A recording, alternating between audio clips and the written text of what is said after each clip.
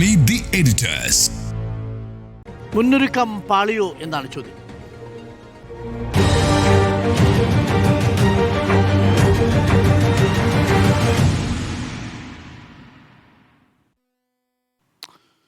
PSL 31 ഉച്ചയ്ക്ക് 3 മണിക്കാണ് alert കിട്ടുന്നത് IMDയുടെ. പിന്നീട് അതിനുശേഷം കുറച്ച് സമയമേ ഉള്ളൂ. രാത്രിയാകുമ്പോഴേക്കും മഴ പെയ്തു തുടങ്ങുന്നു. 8 മണിയാകുന്നതോടുകൂടി റെഡ് അലേർട്ടായി മാറുന്നു. വലിയ രീതിയിലുള്ള പ്രളയക്കെടുതികൾ രാവിലെ ആകുമ്പോഴേക്ക് റിപ്പോർട്ട് ചെയ്യുന്നു. അത് ആ സമയത്തെ കാര്യമാണ്. പക്ഷേ ഇതിനു മുൻപ് ഈ സർക്കാർ അധികാരമേറ്റ് കഴിഞ്ഞ് 2-2.5 മാസം കുട്ടനാട്ടിലെ ആണെങ്കിലും അപ്പർ കുട്ടനാട്ടിലെ ആണെങ്കിലും തോട്ടപ്പള്ളി സ്പിൽവേയിലെ ആണെങ്കിലും ഈ അവിടുത്തെ പൊഴി മുറിക്കുന്നതാവട്ടെ, ഷട്ടറുകൾ, സ്പിൽവേ ഷട്ടറുകളുമായി ബന്ധിപ്പിച്ച കാര്യങ്ങളാവട്ടെ, ഇതൊക്കെ ഏകോപിപ്പിക്കാൻ സമയമുണ്ടായിരുന്നു. പക്ഷേ അപ്പോഴും അമ്പലപ്പുഴയിലെയും കുട്ടനാട്ടിലെയും MLA-മാർ പരസ്പരം കലഹിക്കുകയാണ്. എൻ്റെ പരിധിയിൽ താങ്കൾ ഇതിന് കയറി എന്നാണ് റെജി ചെറിയാനോട് അമ്പലപ്പുഴ MLA ചോദിക്കുന്നത്. അവലോകന യോഗത്തിൽ പ്രതിപക്ഷ MLA-മാരെ പങ്കെടുപ്പിക്കുന്നില്ല. ഭരണപക്ഷ MLA-ക്ക് തന്നെ മുഖ്യമന്ത്രിയെ ഫോണിൽ വിളിച്ച് കിട്ടുന്നില്ല എന്ന് പറയേണ്ടി വരുന്നു.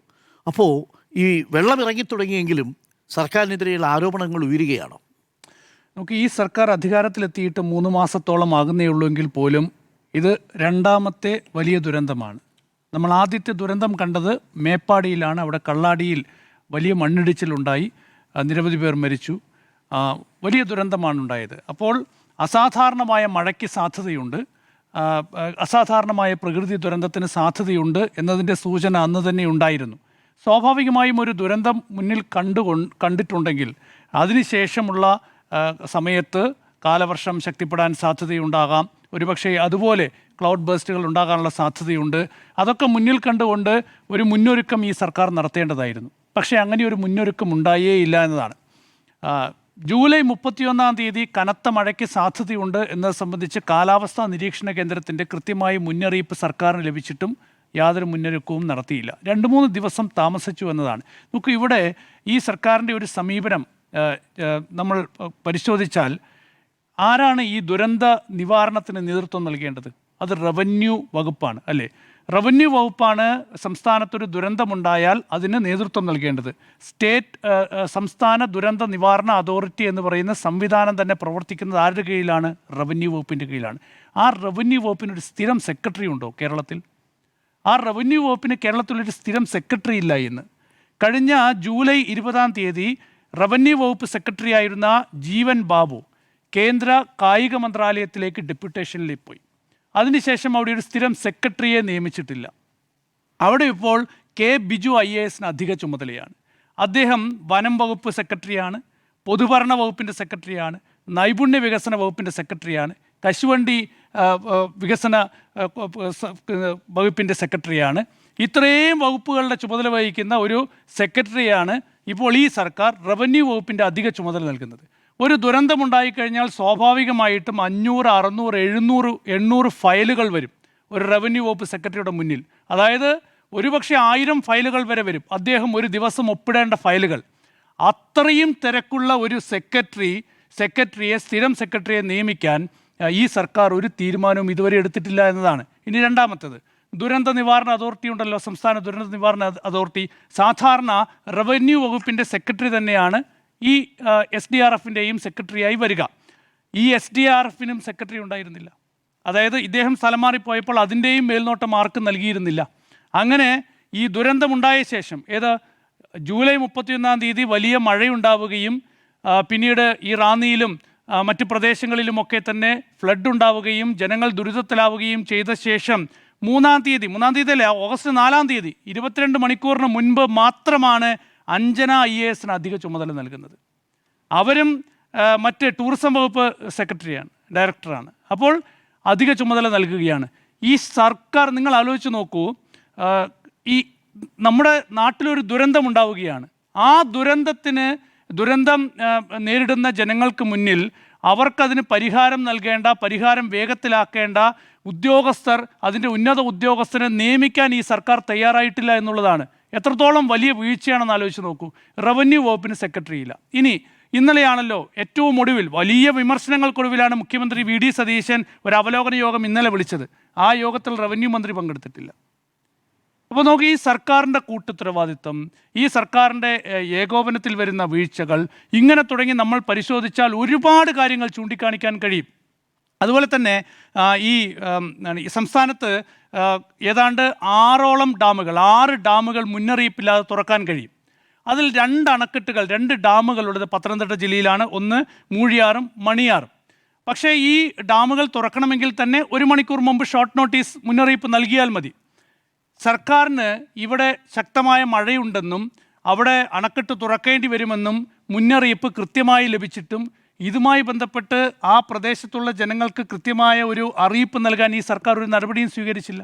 അങ്ങനെയാണ് ഈ മൂഴിയാർ ഡാം തുറന്നപ്പോൾ പെട്ടെന്ന് ഈ റാന്നി മേഖലയിലേക്കൊക്കെ തന്നെ വെള്ളം കയറിയത്. അപ്പോൾ ഇവിടെ വലിയ വീഴ്ച സർക്കാരിൻ്റെ ഭാഗത്ത് നിന്ന് ഈ വിഷയത്തിൽ ഉണ്ടായിരിക്കുകയാണ്. ഇനി പോട്ടെ, വീഴ്ചയുണ്ടായി, ഇനി അതെങ്ങനെ പരിഹരിക്കാം, അതാണല്ലോ അടുത്ത നടപടി എന്ന് പറയുന്നത്.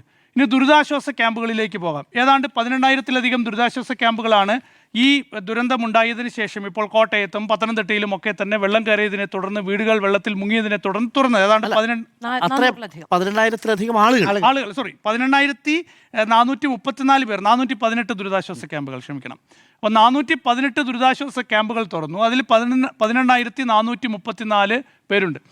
ഇതിൽ പല ദുരിതാശ്വാസ ക്യാമ്പുകളും തുറന്നിരിക്കുന്നത് വെള്ളം കയറിയ മേഖലയിലാണ്. അതായത് മുൻകാലങ്ങളിൽ 2018 വെള്ളപ്പൊക്കമുണ്ടായപ്പോൾ വെള്ളം കയറിയ അതേ പ്രദേശങ്ങളിലാണ് അവിടുത്തെ സ്കൂളുകളിലും അതുപോലെ തന്നെ എല്ലാമല്ല ചിലതെങ്കിലും അവിടുത്തെ സ്കൂളുകളിലും അതുപോലെ തന്നെ ഈ ഹാളുകളിലുമൊക്കെയാണ് പല ദുരിതാശ്വാസ ക്യാമ്പുകളും തുറന്നത്. അവിടെ നിന്ന് വീണ്ടും ആളുകൾ മാറ്റേണ്ടി വന്നു.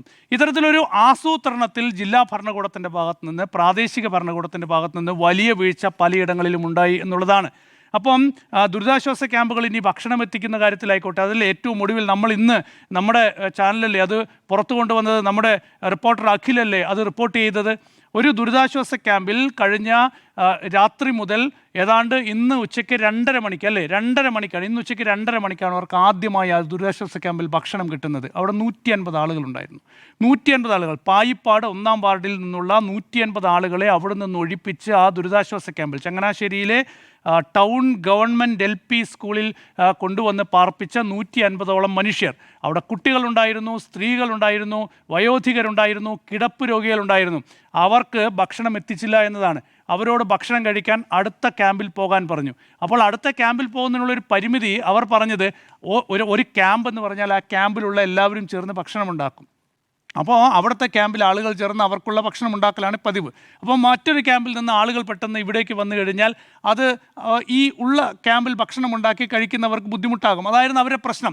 അപ്പോൾ ഇത് ഉദ്യോഗസ്ഥരെ അറിയിച്ചു. അപ്പോൾ അത് കുഴപ്പമില്ല, നിങ്ങൾ അവിടെ പോയി കഴിക്കുക, അതല്ലെങ്കിൽ നിങ്ങൾ സ്വന്തം പണം കൊടുത്ത് ഭക്ഷണം മേടിച്ച് കഴിക്കൂ എന്നാണ് ഉദ്യോഗസ്ഥർ നൽകിയ മറുപടി. അപ്പോൾ ഇത് ചോദ്യം ചെയ്യപ്പെട്ടപ്പോൾ അവിടുത്തെ ആ ക്യാമ്പിൻ്റെ ചുമതലയുള്ള ഉദ്യോഗസ്ഥൻ പറയുകയാണ് ഇവർക്ക് ഈഗോയാണെന്ന്. ഏത് ദുരന്തം അനുഭവിച്ച് ദുരിതത്തിന് മുൻപിൽ നിൽക്കുന്ന ഒരു മനുഷ്യരോട് പറയുകയാണ് ഇവർക്ക് ഈഗോ ആണെന്ന്. ആ ഉദ്യോഗസ്ഥൻ്റെ മാനസികാവസ്ഥ നമ്മൾ നമിക്കണം എന്നേ പറയേണ്ടതുള്ളൂ. ഏതായാലും ഇതായിരുന്നു അവസ്ഥ എന്ന് പറയുന്നത്, പലയിടങ്ങളിലെയും സാഹചര്യം എന്ന് പറയുന്നത്. അപ്പം ഇവിടെ നമ്മൾ കാണുന്നത് വലിയൊരു ഏകോപനക്കുറവ്, മേൽനോട്ടക്കുറവ് ഇവിടെ എല്ലാ മേഖലകളിലും പ്രകടമാവുകയാണ്. അപ്പോഴാണല്ലോ കുട്ടനാട് MLA പരാതി വരുന്നത്. മുഖ്യമന്ത്രിയെ വിളിച്ചാൽ കിട്ടുന്നില്ല, റവന്യൂ മന്ത്രിയെ വിളിച്ചാൽ കിട്ടുന്നില്ല. അപ്പോൾ അവിടെ കുട്ടനാട് മേഖലയിലുള്ള വലിയ പ്രളയ സാഹചര്യങ്ങൾ, അവിടുത്തെ പ്രതിസന്ധികൾ, ഇത് പറയാൻ ആരോട് പറയണം? ഒരു ഭരണപക്ഷ MLA ആണ്. ഭരണപക്ഷ MLA ആ ഭരണപക്ഷത്തിൻ്റെ ഭരണത്തലവനെ വിളിച്ചാൽ കിട്ടുന്നില്ല. അപ്പോൾ ക്യാബിനറ്റിലാണെന്നാണ് മുഖ്യമന്ത്രി പറയുന്നത്. എന്നാൽ ക്യാബിനറ്റ് കഴിഞ്ഞ് മുഖ്യമന്ത്രിക്ക് അദ്ദേഹത്തെ തിരിച്ചു വിളിക്കാമല്ലോ. മുഖ്യമന്ത്രി VD സതീശൻ ഇന്ന് വാർത്താ സമ്മേളനം നടത്തി പറയുകയാണല്ലോ, ഞാൻ അദ്ദേഹത്തിൻ്റെ നമ്പർ കണ്ടിരുന്നു, ഞാനപ്പോൾ ക്യാബിനറ്റിലായിരുന്നു. അപ്പോൾ ക്യാബിനറ്റ് കഴിഞ്ഞ ശേഷം ഞാൻ MLA തിരിച്ചു വിളിച്ചു എന്ന് VD സതീശൻ പറഞ്ഞില്ലല്ലോ, ക്യാബിനറ്റിലായിരുന്നു എന്നേ പറഞ്ഞുള്ളൂ. അങ്ങനെ പറഞ്ഞിരുന്നെങ്കിൽ രജി ചെറിയാൻ ഇങ്ങനെ ആരോപണം ഉന്നയിക്കില്ലായിരുന്നു. അപ്പം ഇത് ഒരു കൂട്ടുത്തരവാദിത്തത്തിൻ്റെ വലിയ പ്രശ്നം ഇവിടെയുണ്ട്. ഇങ്ങനെയല്ല ഒരു ദുരന്തമുഖത്ത് ജനങ്ങളെ രക്ഷിക്കുന്ന കാര്യത്തിലായിക്കോട്ടെ, ജനങ്ങളെ സഹായിക്കുന്ന കാര്യത്തിലായിക്കോട്ടെ തീരുമാനങ്ങൾ എടുക്കേണ്ടത്, നിലപാടെടുക്കേണ്ടത്. ഞാൻ അംഗീകരിക്കുന്നു, മുഖ്യമന്ത്രി VD സതീശൻ വൈകിയാണെങ്കിലും ഈ ദുരിതാശ്വാസ ക്യാമ്പുകൾ സന്ദർശിച്ചതും ഇന്ന് തിരുവനന്തപുരത്ത് മറ്റേ രാജേഷ് നീന്തൽ വിദഗ്ധൻ കൂടിയായിട്ടുള്ള രാജേഷ് ഒഴുക്കിൽപ്പെട്ടി രക്ഷാപ്രവർത്തനത്തിനിടെ മരണപ്പെട്ട ആ ഒരു കുടുംബത്തിൽ പോയതൊക്കെ തന്നെ ഞാൻ അംഗീകരിക്കുന്നു. പക്ഷേ അപ്പോഴും ഇങ്ങനെയുള്ള മേൽനോട്ടത്തിൽ വലിയ വീഴ്ചയുണ്ടായിട്ടുണ്ട്. പ്രയോറിറ്റി തിരഞ്ഞെടുക്കുന്നതിലും വലിയ പ്രശ്നം ഈ സർക്കാരിനെ സംബന്ധിച്ച് മുഖ്യമന്ത്രി VD സതീശനെ സംബന്ധിച്ചുണ്ടായിട്ടുണ്ട് എന്നുള്ളതാണ്. മുഖ്യമന്ത്രി VD സതീശൻ ലീഡറാണ്. ഈ സർക്കാരിൻ്റെ ക്യാപ്റ്റനാണ്. ആ ക്യാപ്റ്റൻ എങ്ങനെയാണോ പെരുമാറേണ്ടത് അങ്ങനെ പെരുമാറിയില്ല എന്നുള്ളതാണ്.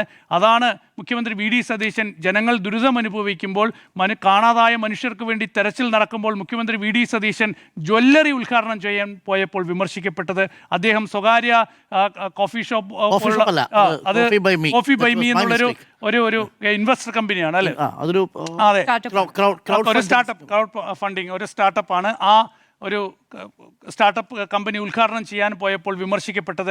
അപ്പോൾ ഇവിടെ ഒരു പ്രയോറിറ്റിയുടെ പ്രശ്നമുണ്ടായിരുന്നു. ഏതായാലും ഏറ്റവും വൈകിയാണ്, ഒരുപാട് വൈകിയാണ് മുഖ്യമന്ത്രി വി ഡി സതീശന് ഇക്കാര്യത്തിലൊക്കെ ബോധോദയമുണ്ടായത്. അപ്പോഴും പരിഹരിക്കപ്പെടാത്ത ഒരുപാട് പ്രശ്നങ്ങൾ ഇപ്പോഴുമുണ്ട്. അതുകൊണ്ട് അടിയന്തരമായി ഈ വിഷയങ്ങൾ പരിഹരിക്കണം. സാധാരണ ജനങ്ങൾ അവരവരുടെ വീടും സ്വത്തുക്കളും എല്ലാം നഷ്ടപ്പെട്ട് തെരുവിൽ വന്ന് നിൽക്കുകയാണ്. അവരെ സഹായിക്കാനുള്ള അടിയന്തര നടപടി ഉണ്ടാകണം. ഇനിയെങ്കിലും വരും ദിവസങ്ങളിൽ അവർക്ക് ഭക്ഷണം കിട്ടാത്തൊരവസ്ഥയുണ്ടാകരുത്. കാരണം ഭക്ഷണം കിട്ടുന്നില്ല, ഞങ്ങൾ പട്ടിണി കിടക്കുകയാണ് എന്ന് ഒരു ദുരിതാശ്വാസ ക്യാമ്പിൽ നിന്ന് പാവപ്പെട്ട മനുഷ്യർ, കുട്ടികൾ പറയുന്നത് കഷ്ടമാണ്.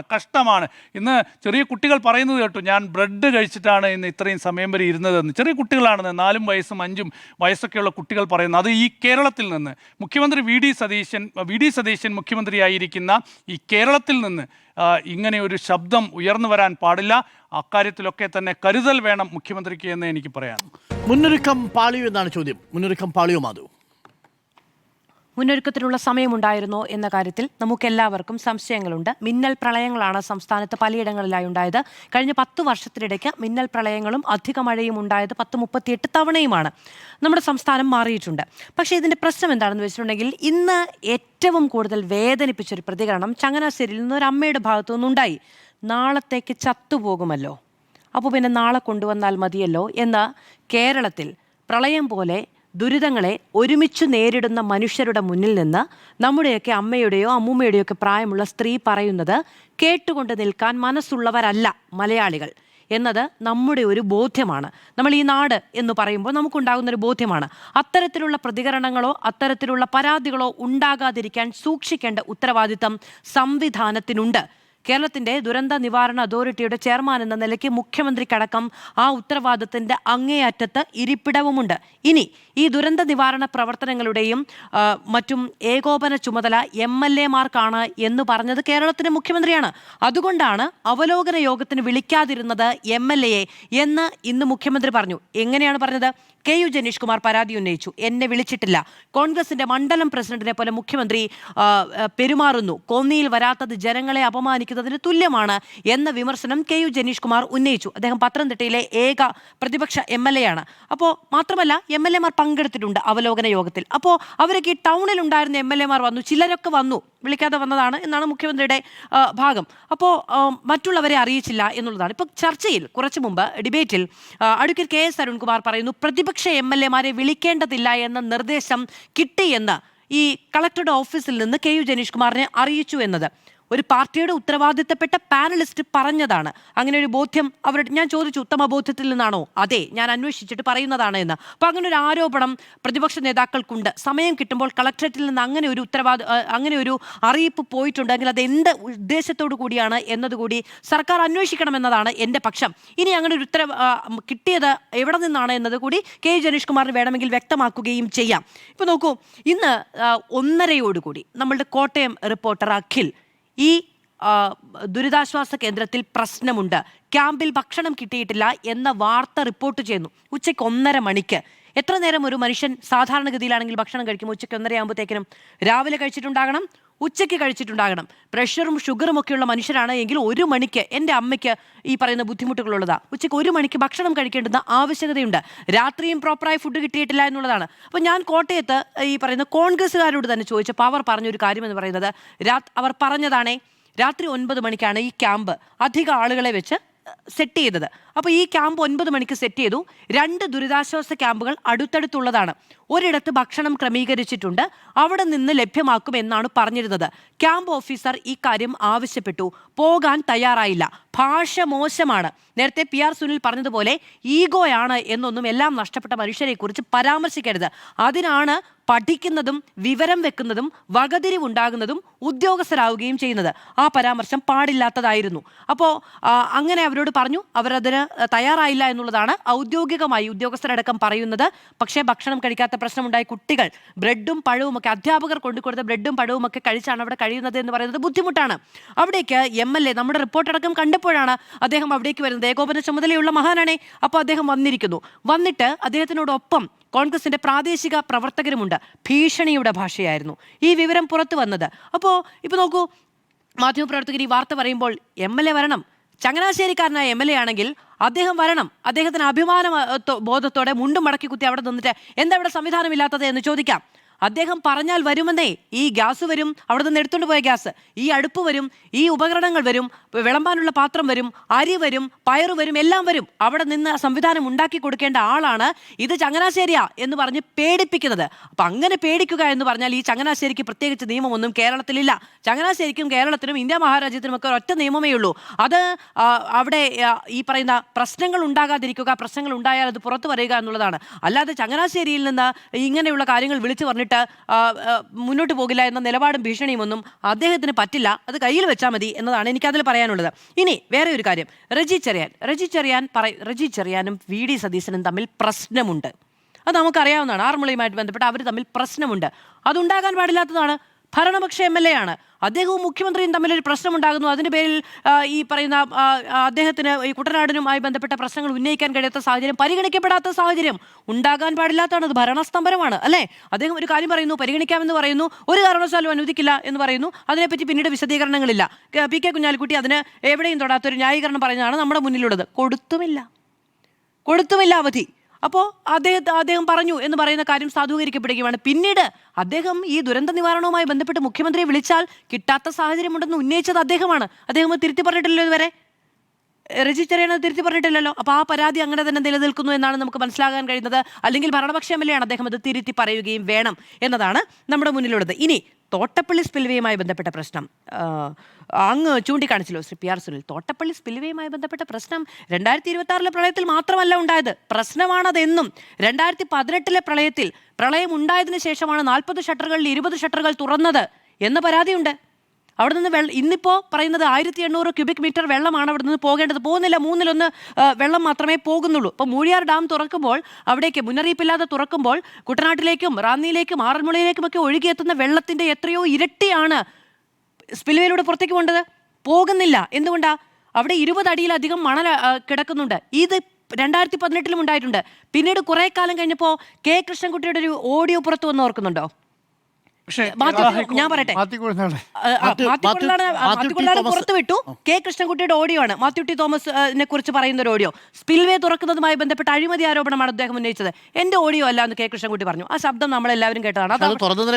അതവിടെ അല്ല, തുറക്കാതിരുന്നതിന് തുറക്കുമ്പോൾ ഈ മണ്ണ് നീക്കം തുറക്കുമ്പോൾ ഇത് ഒഴുകിപ്പോകും.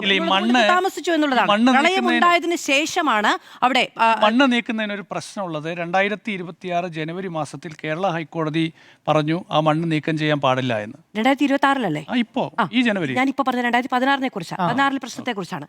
അപ്പോൾ അതായത് പ്രളയങ്ങൾ ഉണ്ടാകുമ്പോഴൊക്കെ തോട്ടപ്പള്ളി സ്പിൽവേ ഒരു പ്രശ്നമായിരുന്നു. അത് പരിഹരിക്കപ്പെടേണ്ടത് തന്നെയാണ് നാട്ടിലെ ജനങ്ങളുടെ. ഇപ്പൊ നോക്കൂ, പ്രത്യേകിച്ചും ഇനി നമ്മുടെ ഏറ്റവും വലിയ പ്രശ്നമാണ്. ഇന്ന് മുഖ്യമന്ത്രി വാർത്താ സമ്മേളനം നടത്തിയപ്പോൾ ഡാമുകളിലെ, പൊഴികളിലെ, പുഴകളിലെ ഒക്കെ ഈ മഴ കഴിഞ്ഞാൽ ഉടൻ നീക്കം ചെയ്യും എന്ന് പറയുന്നു. അങ്ങനെ വേണ്ടതുണ്ട് എന്നതാണ്. പക്ഷെ അതുമായി ബന്ധപ്പെട്ട് പാരിസ്ഥിതിക പ്രശ്നങ്ങൾ കൂടി ഉണ്ട്. അത് കഴിഞ്ഞ ദിവസം KG താര അടക്കം ചൂണ്ടിക്കാണിക്കുന്നുണ്ടായിരുന്നു.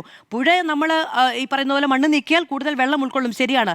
പക്ഷേ മണ്ണ് നീക്കിയാൽ അതുമായി ബന്ധപ്പെട്ട പാരിസ്ഥിതിക പ്രശ്നങ്ങൾ കൂടിയുണ്ട്. ഇതിനിടയ്ക്ക് ഒരു ഇക്വിലിബ്രിയം പോയിന്റ് കണ്ടെത്തുകയും അത് പരിസ്ഥിതിക്ക് എന്താണോ വേണ്ടത്, ജനങ്ങൾക്ക് എന്താണ് വേണ്ടത് എന്ന് വളരെ കൃത്യമായി പഠിക്കുകയും തീരുമാനമെടുക്കുകയും വേണം. ഈ മഴ കഴിഞ്ഞാൽ അത് വേണം. കാരണം കേരളം അത്രത്തോളം മുറിവേറ്റിരിക്കുന്നു ജലം കൊണ്ട് എന്നുള്ളതാണ്. ഇനി ഈ കോപ്റ്റർ വിവാദവുമായി ബന്ധപ്പെട്ട് ഇന്ന് മുഖ്യമന്ത്രി പറഞ്ഞ കാര്യം, അതിനു മുൻപ് കഴിഞ്ഞ ദിവസം മുഖ്യമന്ത്രി 2 ദിവസം തിങ്കളാഴ്ച വാർത്താ സമ്മേളനം നടത്തിയപ്പോൾ ചോദിച്ചു ഏത് ദുരിതാശ്വാസ ക്യാമ്പിലാണ് പ്രശ്നമുണ്ടായതെന്ന്. എന്ന് ചോദിച്ചേ, ഒരിടത്തെങ്കിലും പ്രശ്നമുണ്ടോ എന്ന് ചോദിച്ചു. ഞാൻ കഴിഞ്ഞ ദിവസം പറഞ്ഞു മാധ്യമപ്രവർത്തകർക്ക് ആർക്കും ചൂണ്ടിക്കാണിക്കാൻ കഴിഞ്ഞില്ല എന്ന്. പക്ഷേ ഇന്ന് നമ്മൾ ചൂണ്ടിക്കാണിക്കുമ്പോൾ അത് പരിഹരിക്കുകയാണ് വേണ്ടത്. അത് പരിഹരിക്കാതെ അതിൽ ഈ പറയുന്ന തിണ്ണമെടുക്ക് കാണിക്കുകയല്ല വേണ്ടത്. ഇനി കോപ്റ്ററുമായി ബന്ധപ്പെട്ട ഇന്ന് മുഖ്യമന്ത്രി വാർത്താ സമ്മേളനം നടത്തിയപ്പോൾ അദ്ദേഹം അതിൽ മറുപടി പറയാൻ തയ്യാറായിരുന്നില്ല. ഞാൻ വിശദീകരിച്ച് കഴിഞ്ഞതാണ് എന്നാണ് മുഖ്യമന്ത്രി അതിൽ പറഞ്ഞത്. പക്ഷേ അദ്ദേഹം അത് പറഞ്ഞു തുടങ്ങിക്കഴിഞ്ഞപ്പോൾ അദ്ദേഹം മുമ്പ് പറഞ്ഞതല്ല പറഞ്ഞത്.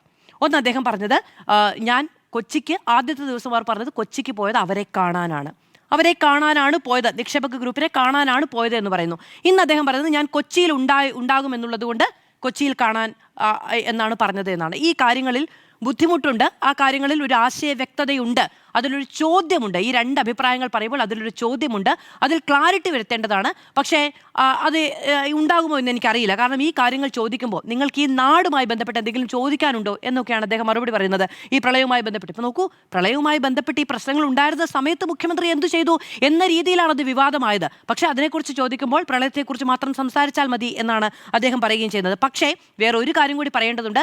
ഏകോപനവുമായി ബന്ധപ്പെട്ട് കൃത്യമായ നിർദ്ദേശങ്ങൾ എല്ലായിടത്തേക്കും പോയിട്ടുണ്ട്. ഇനി 2018 പ്രശ്നവുമായി ബന്ധപ്പെട്ടുള്ള കാര്യമാണ് പറയുന്നത് എങ്കിൽ 2018 ഈ സ്ഥിതി മറ്റൊന്നായിരുന്നു. 2018 സർക്കാരിന്റെ ചുമലിൽ മാത്രം നിക്ഷിപ്തമായിരുന്നില്ല ഈ ദുരിതാശ്വാസ കേന്ദ്രങ്ങളിലുള്ള സാമഗ്രികളുടെ ഉത്തരവാദിത്തം എന്ന് പറയുന്നത്. സർക്കാരിന്റെ ചുമലിൽ മാത്രം നിക്ഷിപ്തമായിരുന്നില്ല. നമ്മളെല്ലാവരും കേരളം ഒരു മനസ്സും ശരീരവുമായി ആവശ്യമുള്ളതെല്ലാം, അടുപ്പാണെങ്കിൽ അടുപ്പ്, കലമാണെങ്കിൽ കലം, അരിയാണെങ്കിൽ അരി, തുണിയാണെങ്കിൽ തുരി, മഴയാണെങ്കിൽ മഴ എന്ന നിലയ്ക്ക് എല്ലാം എത്തിച്ചു കൊടുത്ത ഒരു സമൂഹമായിരുന്നു ഇവിടെ. നിലവിൽ അങ്ങനെ ഉണ്ടായിട്ടില്ല. പക്ഷെ അന്നൊരു കാര്യമുണ്ട്, ആഹ്വാനം സർക്കാരിന്റെ ഭാഗത്തുനിന്നും മുഖ്യമന്ത്രിയുടെ ഭാഗത്തുനിന്നുമാണ് ഉണ്ടാവേണ്ടിയിരുന്നത്. അതാകാമായിരുന്നു. പക്ഷെ മറ്റു കാര്യങ്ങൾക്കായിരുന്നു ഒരു പക്ഷേ പ്രാമുഖ്യം നൽകിയത്. മുന്നൊരുക്കം പാളിയോ എന്നാണ് ചോദ്യം. 3 ദിവസം കൊണ്ട് 232% മഴ പെയ്ത ഒരു പ്രളയകാലത്തെയാണ് നമ്മളിപ്പോൾ തൽക്കാലം താണ്ടിയിരിക്കുന്നത്. മഴ തൽക്കാലത്തേക്കൊന്ന് ശമിച്ചു. നാളെ ഓറഞ്ച് അലർട്ടാണ് 8 ജില്ലകളിൽ. നാളെയും മറ്റന്നാളും കനത്ത മഴ കാലാവസ്ഥാ നിരീക്ഷണ കേന്ദ്രം നേരത്തെ പ്രവചിക്കുകയും ചെയ്തിരുന്നു. ഏതു നിമിഷവും ഒരു മിന്നൽ പ്രളയത്തിന് സജ്ജമായിരിക്കേണ്ട കാലാവസ്ഥയിലേക്ക് 2018 ശേഷം കേരളം വന്നിരുന്നു എന്നതാണ് യാഥാർത്ഥ്യം. അങ്ങനെ ഏതു നിമിഷവും ഒരു മിന്നൽ പ്രളയം ഉണ്ടാകാൻ സാധ്യതയുള്ള, ഒരുപക്ഷെ മേഘവിസ്ഫോടനങ്ങൾ നടക്കണമെങ്കിൽ അത് അത്രയും ഈ കൂമ്പാരമേഘങ്ങൾ അവിടെ തടിച്ചുകൂടണം നിമിഷ നേരങ്ങൾക്കുള്ളിൽ. ആ ഒരു സാധ്യതയിലേക്ക് കേരളം എത്തിപ്പെട്ടിട്ട് ഇപ്പോൾ 8 വർഷമാവുന്നു. പക്ഷേ നമ്മൾ ഈ പാഠം എന്തെങ്കിലും പഠിച്ചിരുന്നോ എന്നതാണ് പ്രധാനപ്പെട്ട ചോദ്യം. ഒന്നും പഠിച്ചിട്ടില്ല എന്നുള്ളതാണ് വാസ്തവം. പക്ഷേ പിണറായി സർക്കാരിൻ്റെ കാലത്ത് ചില തയ്യാറെടുപ്പുകളൊക്കെ ഉണ്ടായി.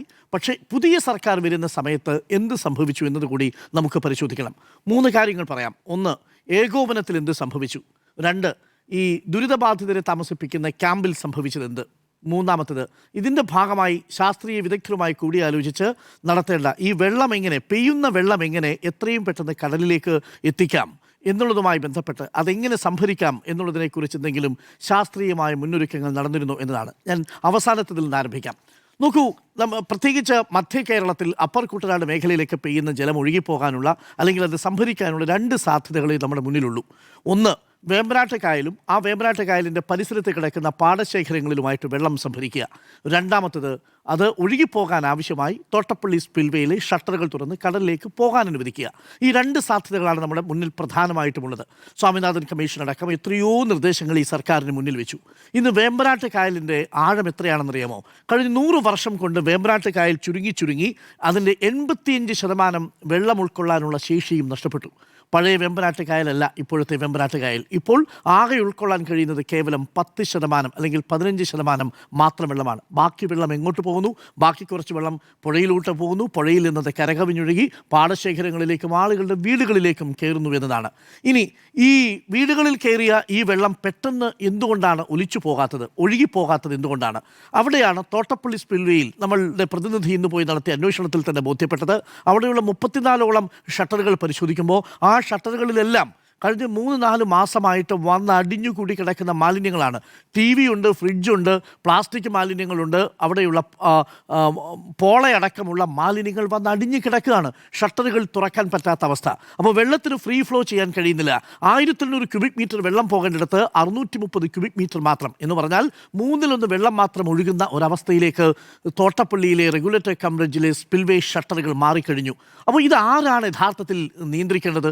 നമുക്കൊരു ഇറിഗേഷൻ വകുപ്പുണ്ട്. ആ ഇറിഗേഷൻ വകുപ്പിന് ഒരു മന്ത്രിയുണ്ട്. ആ ഇറിഗേഷൻ വകുപ്പിൻ്റെ ശ്രദ്ധയിലേക്ക് ഇത് പെടുത്തേണ്ട 2 MLA മാർ, ഒന്ന് കുട്ടനാട് MLA-യും മറ്റൊന്ന് ആലപ്പുഴ MLA-യും, അമ്പലപ്പുഴ MLA-യും. ഈ 2 MLA-മാരുടെയും ജോലി എന്താണെന്നുള്ളതാണ്. അമ്പലപ്പുഴ MLA ആലപ്പുഴ MLA-യുടെ കുട്ടനാട് MLA അമ്പലപ്പുഴ MLA-യുടെ പരിധിയിലേക്ക് കാലെടുത്ത് വെച്ചാൽ അമ്പലപ്പുഴ MLA താനെന്തിനാണോ എൻ്റെ മണ്ഡലത്തിൽ വന്നതെന്ന് ചോദിക്കും. കുട്ടനാട് മണ്ഡലത്തിലെ MLA-യുടെ അടുത്തേക്ക് പോകുമ്പോൾ കുട്ടനാട് MLA അങ്ങനെ ചോദിച്ചതായിട്ട് ഞാൻ കണ്ടിട്ടില്ല. എങ്കിൽ പോലും ഇതാണ് സംഭവിച്ചിരിക്കുന്നത്. ചുരുക്കത്തിൽ എന്ത് സംഭവിച്ചു? തോട്ടപ്പള്ളിയിലേക്ക് അമ്പലപ്പുഴയിൽ നിന്നുള്ള MLA വന്നില്ല, ഈ പറയുന്ന കുട്ടനാട് നിന്നുള്ള MLA വന്നില്ല. വെള്ളമാകെ ഒഴുകിപ്പോകാൻ പറ്റാതെ മലിനജലവും മാലിന്യവും അവിടെ കെട്ടിക്കിടക്കുന്ന അവസ്ഥയുണ്ടായി. പിന്നീട് പൊഴി മുറിക്കുന്ന കാര്യത്തിലും ഇത് തന്നെയാണ് അവിടെ സംഭവിച്ചത്. അപ്പോൾ ഏകോപനം അമ്പേ പാളി എന്നുള്ളതാണ്. MLA മാർ തമ്മിലൊരു ധാരണ വേണ്ടേ? ഭരണപക്ഷത്തുള്ള 2 MLA മാരാണ്. എൻ്റെ മണ്ഡലത്തിലേക്ക് താങ്കൾ ഇതിനാണ് വരുന്നത് എന്നാണ് ഒരു MLA ചോദിക്കുന്നത്. അന്ന് വന്നത് ഇപ്പൊ മനസ്സിലായി. ഇപ്പൊ മനസ്സിലായില്ലേ? ഇപ്പോൾ ആ MLA വന്നെന്ന് പറയാണ്. ഞാൻ എത്രയോ നാളുകളായി പറയുന്നു. രണ്ടാമത് ഏകോപനം പാളി എന്നുള്ളതിൻ്റെ ഏറ്റവും പ്രധാനപ്പെട്ട തെളിവാണ് ഭരണകക്ഷിയിലുള്ള ഒരു MLA വിളിച്ചു പറയുകയാണ്, ദാ നോക്കൂ, ഞാൻ മുഖ്യമന്ത്രിയെ വിളിക്കുമ്പോൾ, ഞാൻ മന്ത്രിമാരെ, ആലപ്പുഴയുടെ ചുമതലയുള്ള മന്ത്രിയെ വിളിക്കുമ്പോൾ എനിക്ക് കിട്ടുന്നില്ല ഫോണിൽ എന്ന് പറയുകയാണ്. ചെറിയ കാര്യമാണോ? ഫോണിൽ വിളിക്കുകയാണ്. ദുരന്തബാധിത പ്രദേശത്തെ ഒരു MLA അപ്പർ കുട്ടനാട് ഭാഗത്ത് വെള്ളം കയറി കിടക്കുമ്പോൾ ആ MLA മുഖ്യമന്ത്രിയെ ഫോണിൽ വിളിക്കുമ്പോൾ മുഖ്യമന്ത്രിയെ കിട്ടുന്നില്ല, റവന്യൂ മന്ത്രിയെ വിളിക്കുമ്പോൾ കിട്ടുന്നില്ല, അവിടുത്തെ ആലപ്പുഴയുടെ ചുമതലയുള്ള മന്ത്രിയെ വിളിക്കുമ്പോൾ കിട്ടുന്നില്ല. എന്നിട്ട് ആ മനുഷ്യൻ പറഞ്ഞതിന് ശേഷം മുഖ്യമന്ത്രി ഇത് ശരിവെച്ചു. ശരിയാണ്, ക്യാബിനറ്റിലായിരുന്നപ്പോഴാണ് ഞാനത് കണ്ടത്. നേരത്തെ ഇവിടെ ചോദിച്ചതുപോലെ ദുരന്തബാധിത പ്രദേശത്തെ ഒരു MLA തൻ്റെ ഫോണിലേക്ക് വിളിച്ചു എന്നറിയുന്ന മുഖ്യമന്ത്രി തിരിച്ച് ആ നമ്പറിൽ വിളിക്കുകയല്ലേ ചെയ്യുക? മുഖ്യമന്ത്രി തിരിച്ച് രജി ചെറിയാനെ വിളിച്ചിരുന്നു എന്ന് ഈ നിമിഷം വരെയും രജി ചെറിയാൻ MLA പറഞ്ഞിട്ടില്ല. ഇതാണ് വ്യക്തിപരമായിട്ടുള്ള ഈഗോയും നിങ്ങൾ തമ്മിൽ പേഴ്സണലായിട്ടുള്ള പ്രശ്നവും ഒക്കെ ഉണ്ടെങ്കിൽ അത് ദുരന്തമുഖത്ത് കാണിക്കരുത് എന്നാണ് നമുക്ക് മുഖ്യമന്ത്രിയോട് പറയാനുള്ളത്. ഇനി ഇതേ മുഖ്യമന്ത്രി പിണറായി വിജയനെ കുറിച്ച് പറഞ്ഞ ഒരു കാര്യം പറയാം. ദുരന്ത സമയത്തൊക്കെ എങ്ങനെയാണ് അന്നത്തെ മുഖ്യമന്ത്രി ഫോൺ എടുത്തിരുന്നത്? മഹാപ്രളയത്തിൻ്റെയും കോവിഡ് മഹാമാരിയുടെയും കാലത്ത് ചില കാര്യങ്ങൾ ശ്രദ്ധയിൽപ്പെടുത്തുന്നതിന് ഞാൻ മുഖ്യമന്ത്രി പിണറായി വിജയനെ ഫോണിൽ വിളിച്ചിട്ടുണ്ട്. പ്രതിപക്ഷത്തു നിന്നുള്ള MLA ആയ പ്രതിപക്ഷ നേതാവ് പലവട്ടം ഒന്നുകിൽ അദ്ദേഹം തന്നെ ഫോൺ എടുക്കും, അല്ലെങ്കിൽ 10 മിനിറ്റിനകം തിരിച്ചു വിളിക്കും. എന്നിട്ട് പറയുന്ന കാര്യം ശ്രദ്ധിക്കും. അതിനുശേഷം ഒരു മറുപടി അദ്ദേഹമോ ബന്ധപ്പെട്ട ഉദ്യോഗസ്ഥരോ നമ്മെ അറിയിക്കും. അതെന്നെ തീർച്ചയായും അത്ഭുതപ്പെടുത്തിയിട്ടുണ്ട്. സംസാരിച്ചാൽ യേസ് എന്നോ നോ എന്നോ പറയും. നോ എന്നാണ് പറയുന്നതെങ്കിൽ അതിൻ്റെ കാരണവും വ്യക്തമായി പറയും. യേസ് ആണെങ്കിൽ അത് ഗൗരവമുള്ള കാര്യമാണ്, അത് ശരിയാണ് എന്ന് പറയും, നടപടിയും സ്വീകരിക്കും. ഇത് പറയുന്നത് മുൻ പ്രതിപക്ഷ നേതാവായിരുന്ന ഇപ്പോഴത്തെ മുഖ്യമന്ത്രി VD സതീശൻ, അന്ന് മുഖ്യമന്ത്രിയായിരുന്ന ഇന്ന് പ്രതിപക്ഷ നേതാവായിരിക്കുന്ന പിണറായി വിജയനെ കുറിച്ചാണ്. അങ്ങനെ പഠിച്ച VD സതീശൻ എന്തുകൊണ്ടാണ് ദുരന്തബാധിത മേഖലയിൽ നിന്നുള്ള ഒരു MLA വിളിച്ചിട്ട് ഫോൺ എടുക്കാഞ്ഞത്? ക്യാബിനറ്റിലാണെങ്കിൽ 10 മിനിറ്റിന് ശേഷം തിരിച്ചു വിളിക്കാമല്ലോ. തിരിച്ചു വിളിച്ചിട്ട് എന്താ RG അവിടുത്തെ പ്രശ്നം, എന്താ MLA അവിടുത്തെ പ്രശ്നം, നമുക്കത് പരിഹരിക്കാമെന്ന് പറയാമല്ലോ. അങ്ങനെയല്ലേ ഏകോപനം നടത്തുക? മൂന്നാമത്തെ ഏകോപനം പാളിയതിന് തെളിവാണ്. മുഖ്യമന്ത്രി തന്നെ സ്ഥലത്തില്ല. മുഖ്യമന്ത്രി പല കാര്യങ്ങളാണ് പറയുന്നത്. സ്വകാര്യ സംരംഭങ്ങൾ ഉദ്ഘാടനം ചെയ്യാൻ പോകുന്നു, ജുവലറി ഉദ്ഘാടനം ചെയ്യാൻ പോകുന്നു. ഏകോപിപ്പിക്കേണ്ട സമയത്ത് മുഖ്യമന്ത്രി സ്വകാര്യ സംരംഭകർക്കും വിരുന്ന് സൽക്കാരത്തിനും പോകുമ്പോൾ ഏകോപനം തന്നെ പാളുന്നു. നാലാമത്തതാണ് PR സുനിൽ പറഞ്ഞ ഏറ്റവും പ്രധാനപ്പെട്ട കാര്യം. ഏകോപന ചുമതലയുള്ള റവന്യൂ വകുപ്പിൻ്റെ സെക്രട്ടറി എവിടെ? അദ്ദേഹത്തിന് ഒരു പൂർണ്ണ ചുമതലയുള്ള സെക്രട്ടറി എന്തുകൊണ്ട് നിയമിക്കാതെ പോയി? ദുരന്ത നിവാരണ അതോറിറ്റിയുടെ സെക്രട്ടറി പൂർണ്ണ ചുമതല നൽകിയിട്ടുണ്ടോ? ഈ കാര്യങ്ങൾ വരുന്നതും ഇവിടെയാണ്. അപ്പോൾ ഏകോപന ചുമതലയില്ല. അഞ്ചാമത്തെ പ്രധാനപ്പെട്ട കാര്യം എന്താ നോക്കൂ. പ്രതിപക്ഷത്തുള്ള MLA മാരെ പരാതി പറയാം, ഞങ്ങളെ വിളിച്ചില്ല. സജി ചെറിയാനും പറഞ്ഞു, എനിക്കൊന്ന് ജനീഷ് കുമാറും പറഞ്ഞു, അല്ലേ? അപ്പോൾ പ്രതിപക്ഷത്തുള്ള MLA മാരെ വിളിച്ചില്ല. അപ്പോൾ മുഖ്യമന്ത്രി പറയാം, MLA മാരെ ഒന്നും ഞങ്ങൾ വിളിച്ചില്ല. അവലോകന യോഗത്തിന് MLA മാരെ വിളിക്കണം സാർ, അതാണ് രീതി. ജനപ്രതിനിധികളാണ് ഈ കാര്യങ്ങളിൽ എത്രയും പെട്ടെന്ന് ക്യാമ്പാണെങ്കിൽ ക്യാമ്പ്, രക്ഷാപ്രവർത്തനം നടത്തുന്ന കാര്യങ്ങളേക്ക് ഏകോപിപ്പിക്കുന്ന ജനങ്ങളുമായിട്ടുള്ള നേരിട്ടുള്ള കണക്റ്റിംഗ് പോയിന്റ്. അതിന് പുതിയ പ്രോട്ടോക്കോളും പുതിയ SOPയും ഒക്കെ കൊണ്ടുവന്നത് നമ്മളാരും അറിഞ്ഞില്ല.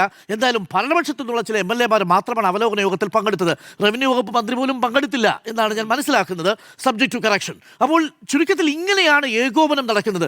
ഇങ്ങനെയൊന്നുമല്ല ഏകോപനം കഴിഞ്ഞ കാലങ്ങളിൽ നടന്നിരുന്നതെന്ന് നമ്മുടെ മുന്നിലുള്ള വളരെ വ്യക്തമായ സൂചനയുണ്ട്. കൃത്യമായ SOP ഉണ്ട്. ആ SOP അനുസരിച്ച് കൃത്യമായി സെക്രട്ടറിമാർ, മന്ത്രിമാർ, ജനപ്രതിനിധികൾ, പഞ്ചായത്ത് തദ്ദേശ സ്ഥാപനങ്ങളിലെ പ്രതിനിധികൾ ഇവരെയൊക്കെ വിളിച്ചാണ് അവിടെ ഏകോപനം നടത്തുന്നത്. അതൊരു ഫോട്ടോഷൂട്ട് പ്രോഗ്രാം അല്ല. അത് ഏതെങ്കിലും തരത്തിൽ അവിടെ എത്തി സന്ദർശനം നടത്തി തിരിച്ചു പോകുന്ന പരിപാടിയല്ല. പകരം കൃത്യമായി ഹെഡ്ക്വാർട്ടറിൽ ഇരുന്ന് ദുരന്ത നിവാരണ അതോറിറ്റിയുടെ സാന്നിധ്യത്തിൽ ഈ പറയുന്ന ഏകോപന ചുമതല നടത്തുക എന്നുള്ളതാണ്. അത് അമ്പേ പാളി എന്നുള്ളതാണ് ഏറ്റവും പ്രധാനപ്പെട്ട കാര്യം. മൂന്നാമത്തെ പ്രധാനപ്പെട്ട കാര്യമാണ് ക്യാമ്പുകളിലുള്ളത്. ക്യാമ്പുകളിൽ എന്താ സംഭവിച്ചത്? ഉദാഹരണം നേരത്തെ പറഞ്ഞു. ചങ്ങനാശ്ശേരിയിലെ ടൗൺ UP സ്കൂളിൽ ഇന്ന് സംഭവിച്ചത് ഉച്ചയ്ക്ക് 1:30 മണി മുതൽ ഏകദേശം 2-2:30 മണി വരെ നമ്മൾ അവിടെ കണ്ടത് ഒരിക്കലും ഒരു ക്യാമ്പിൽ നടക്കാൻ പാടില്ലാത്തതാണ്. ഒരിക്കലും ഒരു MLA പറയാൻ പാടില്ലാത്തതാണ്, MLA ചെയ്യാൻ പാടില്ലാത്തതാണ്. ചങ്ങനാശ്ശേരിയിലെ MLA ആയ വിനു ജോബ് കുഴിമണ്ണിൽ ആദ്യം നമ്മളോട് ഫോണിൽ സംസാരിക്കുമ്പോൾ പറയുന്നത്, ഞാൻ ഇപ്പോഴാണ് ഇത് അറിയുന്നത്, ഞാൻ അങ്ങോട്ട് വരാം എന്ന് പറയുന്നു. ശരി, അങ്ങ് ഒരുപാട് ക്യാമ്പുകൾ അങ്ങയുടെ ചുമതലയിലുണ്ടാവും. അങ്ങ് അവിടെ എത്തുമ്പോൾ അദ്ദേഹം ആദ്യം ശ്രദ്ധിക്കുന്നത് വില്ലേജ് ഓഫീസർ പറയുന്നതാണ്. വില്ലേജ് ഓഫീസർ തന്നെയാണ് ഇതിനകത്തെ ആദ്യത്തെ പ്രധാനപ്പെട്ട വീഴ്ച വരുത്തിയിരിക്കുന്നത്. തലേന്ന് രാത്രിയിൽ തുറന്ന, വൈകുന്നേരം 6 മണിക്ക് തുറന്ന ക്യാമ്പാണ്. 115 പേര് രജിസ്റ്റർ ചെയ്തിട്ടുണ്ട്. 40 പേരുണ്ട്. അതിൽ ഏകദേശം 10-12 കുട്ടികളുണ്ട്, 2 കിടപ്പ് രോഗികളുണ്ട്, ഏകദേശം 18-19 വയോധികരായിട്ടുള്ള മനുഷ്യരുണ്ട്, മറ്റുള്ള പ്രായമേറിയ സ്ത്രീകളുണ്ട്. ഇവരെല്ലാവരും ഇരിക്കുന്ന ഒരു ഒരു ക്യാമ്പിൽ രാവിലെ ഭക്ഷണം കൊടുത്തിട്ടില്ല. വില്ലേജ് ഓഫീസർ പറയാം പോക്കറ്റിൽ നിന്ന് ഞാൻ കയ്യിൽ നിന്ന് ഭക്ഷണം കൊടുത്തു എന്ന്. ഏത് വില്ലേജ് ഓഫീസർ പോക്കറ്റിൽ നിന്ന് ഭക്ഷണം കൊടുത്തു? അവിടെയുള്ള ആൾക്കാർ വന്ന് പറഞ്ഞു ഞങ്ങൾക്കാർക്കും ഭക്ഷണം കിട്ടിയില്ല, ഞങ്ങളുടെ കയ്യിൽ നിന്നാണ് ബ്രെഡും ബാക്കിയുള്ള സാധനങ്ങളും വാങ്ങിക്കൊടുത്തത്. ഉച്ചയ്ക്ക് ഇവരോട് പറഞ്ഞിരുന്നു അത്രേ. അപ്പോഴാണ് മറ്റൊരു വിദ്വാൻ അവതരിക്കുന്നത്. അദ്ദേഹമാണ് ക്യാമ്പിൻ്റെ ചുമതലയുള്ള അവിടുത്തെ ഹെൽത്ത് ഇൻസ്പെക്ടർ. അദ്ദേഹം വന്ന് പറയാണ് ഇവർക്ക് ഈഗോയാണ് അടുത്ത ക്യാമ്പിലേക്ക് പോയിട്ട് ഭക്ഷണം കഴിക്കാൻ. പ്രിയപ്പെട്ട പ്രേക്ഷകർ, അടുത്ത ക്യാമ്പ് എന്ന് പറഞ്ഞാൽ ഒരുപാട് ദൂരെയല്ല, പക്ഷേ ആ കോമ്പൗണ്ടിൽ മറ്റൊരു സ്ഥലത്ത് ഇവർക്ക് പോയി ഭക്ഷണം കഴിക്കുന്നതിന് ഈഗോ എന്നുള്ളതല്ല പ്രശ്നം. 3 കുട്ടികളെയും കയ്യിൽ വെച്ച് ഈ മഴ സമയത്ത് ഈ റോഡ് മുറിച്ച് കടന്ന് അവിടെ പോയി ഭക്ഷണം കഴിക്കാൻ അവർക്ക് കഴിയില്ല. അതവർ പറഞ്ഞു. അതവർ പറഞ്ഞപ്പോൾ എന്ത് സംഭവിച്ചു? കുറച്ച് റവ അവിടെ കൊണ്ടുവച്ചു, കുറച്ച് തക്കാളി അവിടെ കൊണ്ടുവച്ചു, കുറച്ച് പച്ചമുളകും കൊണ്ടുവച്ചു, തൊട്ടു പിന്നാലെ ഗ്യാസ് സിലിണ്ടറും കൊണ്ടുവച്ചു. അപ്പോഴാണ് പറയുന്നത് ഇതാര് പാചകം ചെയ്യും? ഈ വയോധിക പാചകം ചെയ്യുമോ? ഇവിടെ ഈ കുഞ്ഞുങ്ങളെ നോക്കിയിരിക്കുന്ന അമ്മ പാചകം ചെയ്യും. ഉടനെ ഉദ്യോഗസ്ഥന്റെ അടുത്ത പാചകം. വീട്ടിലാണെങ്കിൽ നിങ്ങൾ എങ്ങനെയാണ് പാചകം ചെയ്യുക? ദുരിതാശ്വാസ ക്യാമ്പിൽ എല്ലാം നഷ്ടപ്പെട്ട് വന്നിരിക്കുന്ന ആൾക്കാരോട് ഇങ്ങനെയാണോ ഉദ്യോഗസ്ഥന്റെ ഭാഷ? ഇങ്ങനെ എന്നായി ദുരിതാശ്വാസ ക്യാമ്പുകളിൽ ഈ പറയുന്ന ദുരിതാശ്വാസ പ്രവർത്തനം നടത്തുന്ന ഉദ്യോഗസ്ഥരുടെ ഭാഷ ഇത്ര പരുക്കമായത് എന്തുകൊണ്ടാണ്? അത് മുകൾ തട്ടിലുള്ള അതേ ഭാഷയുടെ ആവർത്തനമെന്നേ പറയണ്ടു. നമ്മൾ പ്രതീക്ഷിച്ചത് ജനപ്രതിനിധിയായ MLA എങ്കിലും വന്ന് മാന്യമായി സംസാരിക്കുമെന്നാണ്. ജനപ്രതിനിധി വന്നിട്ട് അവിടെയുള്ള ചില പ്രാദേശിക നേതാക്കളെ ഗ്യാസ് കുറ്റി എടുത്തോണ്ട് പോയി. അതാണ് തമാശ. നമ്മുടെ ക്യാമറയിൽ കാണുന്നത് പച്ച റവയും ഈ സവാളയും ഈ പച്ചമുളകും മാത്രമാണ്. ഒന്ന് ആലോചിച്ച് നോക്കൂ. വാർത്ത റിപ്പോർട്ട് ചെയ്ത് 45 മിനിറ്റ് കഴിഞ്ഞപ്പം 3 പേര് ഒരു ഉരുളിക്കകത്ത് നിറയെ ചോറുമായിട്ട് വരികയാണ്. അതുവരെ വരാത്ത ഉരുളി, അതുവരെ വരാത്ത ചോറ് 3 പേര് പൊക്കിപ്പിടിച്ച് ഈ പറയുന്ന ക്യാമ്പിലേക്ക് കൊണ്ടുവന്നു. ഇത് 2 മണിക്കൂർ മുമ്പ് ചെയ്തിരുന്നെങ്കിൽ പ്രശ്നം അവസാനിക്കില്ലേ?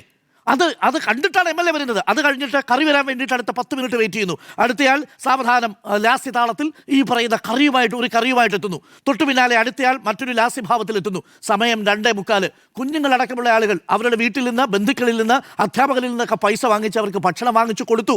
ആ സമയത്താണ് MLA യുടെ വരവ്. MLA വന്നിട്ട് പറയാണ് നിങ്ങൾ ഇവിടെ രാഷ്ട്രീയം കളിക്കരുത് എന്നാണ് അവിടെയുള്ള ആൾക്കാരോട് പറയുന്നത്. ഒന്ന് ആലോചിച്ച് നോക്കൂ.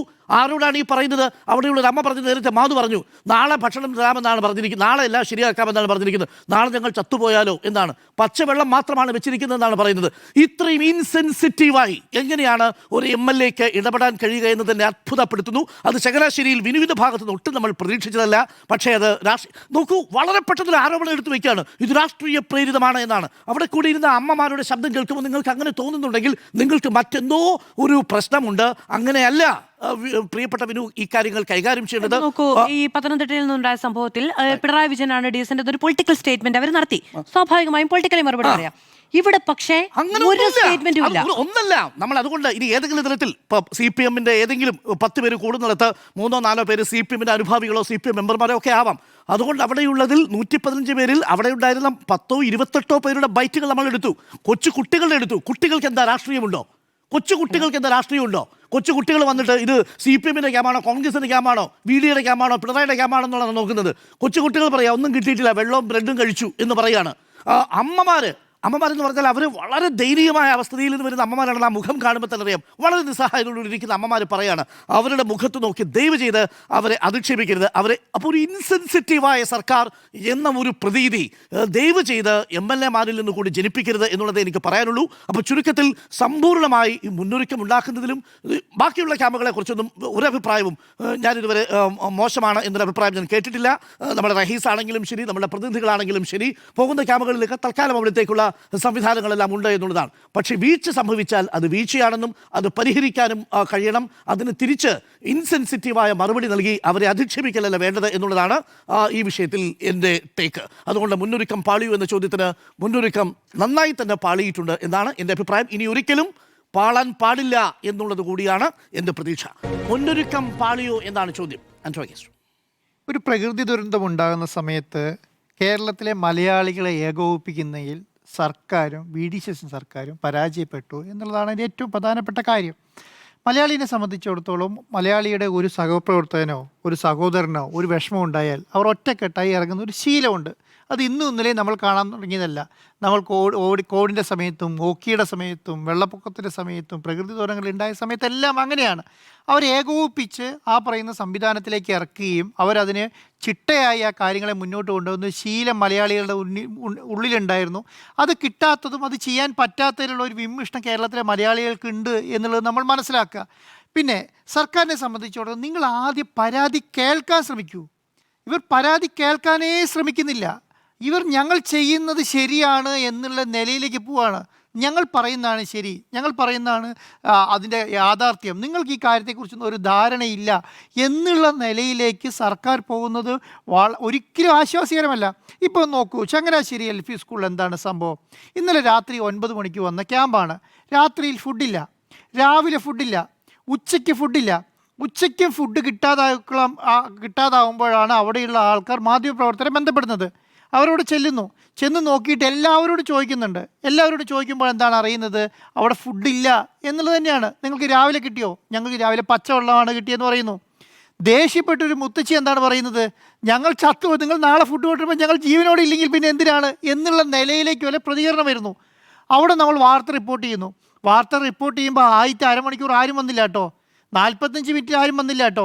45 മിനിറ്റ് കഴിഞ്ഞിട്ടാണ് ഒരു വില്ലേജ് ഓഫീസർ വരുന്നത് അല്ലേ? 45 മിനിറ്റ് കഴിഞ്ഞിട്ടാണ്.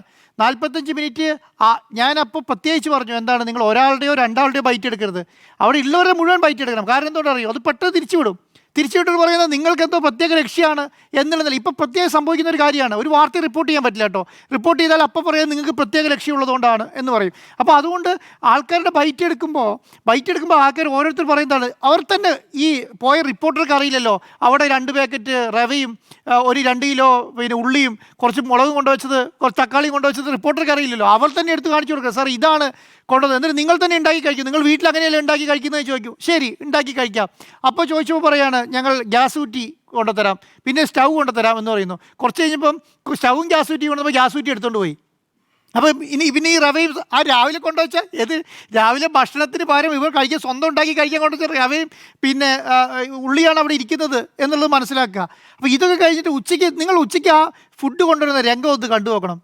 മനസ്സിലായി? 2:30 ആയി കഴിഞ്ഞപ്പോൾ അതിൻ്റെ അകത്ത് ഒരു കിടപ്പ് രോഗിയുണ്ട്. ശ്രദ്ധിച്ചിരുന്നോ? ഒരു കിടപ്പ് രോഗിയുണ്ട്. നമ്മൾ അവരെ ബൈറ്റ് എടുത്തു. രാത്രി അവർ വന്ന് കിടക്കുകയാണ്, രോഗിയാണ്. അപ്പം ഇവർ പറയുന്ന ശൈലിയിൽ ഇവർക്ക് മരുന്ന് കഴിക്കണം, മരുന്ന് കൊടുക്കാൻ അവിടെ ആരെങ്കിലും ഉണ്ടോ? ഇപ്പം ഞാൻ ഫുഡിൻ്റെ കാര്യമാണ് പറഞ്ഞത് കേട്ടോ. അവിടെ മരുന്ന് കൊടുക്കാൻ ഏതെങ്കിലും ഹെൽത്ത് ഇൻസ്പെക്ടറോ ആൾക്കാരെ നിങ്ങൾ ആരെയും കണ്ടോ? മരുന്നിനെക്കുറിച്ച് അവിടെ കേൾക്കുന്നുണ്ടോ? തലേ ദിവസം രാത്രി ഞങ്ങൾക്ക് കുറച്ച് ചോറ് തന്നു. ഒരമ്മ പറയുകയാണ് കുറച്ച് ചോറ് തന്നു. രാത്രി കുട്ടിക്ക് വിശന്നിട്ട് കുട്ടി അവൻ്റെ അധ്യാപകനെ വിളിച്ചു. അധ്യാപകൻ രാത്രി പഴവും ബ്രെഡും കൊണ്ടു കൊടുത്തു. അത് കഴിച്ചിട്ടാണ് ആ രാത്രി കുട്ടി കിടന്നതെന്ന് പറയുന്നു. ഒന്ന് ആലോചിച്ച് നോക്കി, ഒരു ദുരിതാശ്വാസ നിധി രാത്രിയിൽ വിശന്നിട്ട് കുട്ടിക്ക് കുറച്ച് ചോറ് കൊടുത്തു എന്ന് പറയുന്ന ഒരു അമ്മയുടെ അവസ്ഥ. ഇതിനെയൊക്കെ എന്താണ് പറയേണ്ടത്? ഇതൊക്കെ ചൂണ്ടിക്കാണിച്ചിട്ടുണ്ടെങ്കിൽ അതിനെയൊക്കെ ന്യായീകരിക്കാൻ വേണ്ടി കുറേ ആൾക്കാർ ഇറങ്ങിയിരിക്കുകയാണ്. ഇതിങ്ങനെയാണ്. എന്നിട്ട് MLA വന്ന് പറയുന്നത് എന്താണ്? MLA ആദ്യം ഞാൻ വളരെ പോസിറ്റീവായിട്ട് ആദ്യം കണ്ടത് കേട്ടോ. ഞാൻ 10 മിനിറ്റ് കൊണ്ട് അവിടെ എത്തും എന്നാണ് ആദ്യം വിളിക്കുമ്പോൾ MLA നിങ്ങളുടെ വാർത്ത കാണുന്നുണ്ട്, ഞാൻ 10 മിനിറ്റ് കൊണ്ട് അവിടെ എത്തും എന്നുള്ളത്. ശരി, 10 മിനിറ്റ് വേണ്ട, 1 മണിക്കൂർ കഴിഞ്ഞിട്ടാണ് 1.5 മണിക്കൂർ കഴിഞ്ഞിട്ടാണ് MLA അവിടെ എത്തിയത്. MLA അവിടെ എത്തിക്കഴിഞ്ഞിട്ട് ഉദ്യോഗസ്ഥരോട് ചോദിക്കുന്നുണ്ട് എങ്ങനെ കാര്യങ്ങളൊക്കെ. അപ്പോൾ ഉദ്യോഗസ്ഥർ പറഞ്ഞു കേട്ടോ അതാണ് ശരി, എന്നാൽ പിന്നെ നാട്ടുകാരെ പഠിപ്പിക്കാമെന്ന് വിചാരിക്കുക. ഇത് ചങ്ങനാശ്ശേരിയാണ്, ഈ ചങ്ങനാശ്ശേരി ഈ മാതിരി കളികളൊന്നും നടക്കില്ല. ചങ്ങനാശ്ശേരി അല്ല, കേരളത്തിൽ എവിടെയാണ് ഈ കളിയൊക്കെ നടക്കുന്നത്? കാരണം ഇത് മലയാളിയാണ്. മലയാളി ഇതിനേക്കാൾ കൂടുതൽ പറയും. MLA റിപ്പോർട്ടർ പറഞ്ഞു തരാം, MLA പണിയെടുക്കുക, MLA എന്നാണ്ട് പറഞ്ഞു എന്ന് പറഞ്ഞു. പിന്നെ അതെടുത്തിട്ട് പറഞ്ഞുകൊണ്ടിരിക്കുകയാണ് MLA ചങ്ങനാശ്ശേരിയിൽ ചട്ടം പഠിപ്പിക്കാൻ വന്ന റിപ്പോർട്ടർ ചട്ടം പഠിപ്പിക്കില്ലേ? കാരണം അവർ ഈ പണിയല്ലേ എടുത്തുകൊണ്ടിരിക്കുന്നത്. ഇതൊക്കെ രാജ്യസേവനം തന്നെയല്ലേ? ഇതൊക്കെ ഈ MLA ചെയ്യുന്ന പണി തന്നെയാണ് അവിടെ റിപ്പോർട്ടർ എടുത്തുകൊണ്ടിരിക്കുന്നത് അല്ലേ? ജനങ്ങൾക്ക് വേണ്ടി പ്രവർത്തിച്ചുകൊണ്ടിരിക്കുകയാണ്. അവരുടെ വിഷമങ്ങളും അവരുടെ പരാധീനതകളും ഒക്കെ ജനങ്ങളെ അറിയിക്കുകയാണ്, സർക്കാരിനെ അറിയിക്കുകയാണ്, മുഖ്യമന്ത്രിയെ അറിയിക്കുകയാണ്. അപ്പോൾ എത്ര MLA മാരെ വിളിച്ചു? നമ്മൾ തിരുവഞ്ചൂർ രാധാകൃഷ്ണൻ വിളിച്ചല്ലോ. അദ്ദേഹം എന്ത് മാന്യമായിട്ടാണ് പെരുമാറിയത്, എന്ത് മാന്യമായിട്ടാണ് പറഞ്ഞത്? നിങ്ങൾക്ക് അവിടെ ഫുഡ് എത്തും എന്ന് പറയുന്നു. നിങ്ങൾ ഫുഡ് അവിടെ അല്ലെങ്കിൽ റിപ്പോർട്ടർ അവിടെ റിപ്പോർട്ട് ചെയ്തില്ലായിരുന്നെങ്കിൽ ഇന്ന് അവർക്ക് ഫുഡ് കിട്ടുമോ? അവിടെ എത്തിയിട്ടുണ്ടോ? 2:30 എത്തിയില്ലല്ലോ, 2:45 എത്തിയില്ലല്ലോ. ഇതാരാണ് ആദ്യം അറിയേണ്ടത്? ഏകോപന ചുമതലയുള്ളവരാണ് അറിയേണ്ടത്. അവിടെ ഏകോപന ചുമതല ഇല്ല മാധു, അവിടെ ഏകോപനം ഇല്ല.